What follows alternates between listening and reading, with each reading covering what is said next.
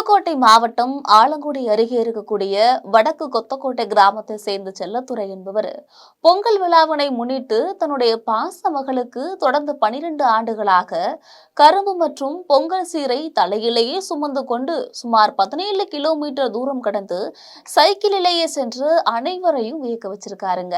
குறிப்பாக பெண் பிள்ளைகளை திருமணம் செய்து கொடுப்பவர்கள் வீட்டிற்கு பெண் வீட்டிலிருந்து ஒவ்வொரு வருஷமும் பொங்கல் பண்டிகையின் போது அவங்கவங்க வசதிகளுக்கு ஏற்ப பொங்கல் சீர் வழங்குவது தமிழர்களோட வாடிக்கையாகவே இருந்துட்டு இருக்கு.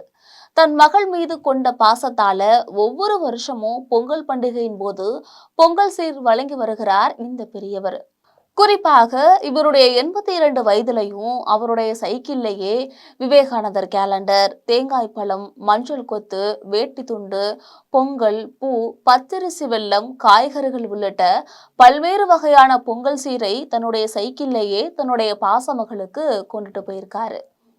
காலங்கள் கடந்தும் தமிழரின் பாரம்பரியத்தையும் கலாச்சாரத்தையும் யாராலும் மாற்ற முடியாது என்பதற்கு சான்றளிக்கும் விதத்திலும் தமிழர்கள் என்றாலே பாசத்துக்கு பெயர் பெற்றவர்கள் என்பதை நிரூபிக்கக்கூடிய வகையிலும் தன்னுடைய மகளுக்கு பாரம்பரியமாக சைக்கிளிலேயே சென்று பொங்கல் சீர் வழங்கி வரும் தந்தைக்கு பாராட்டுகளும் குவிந்து வருகிறது.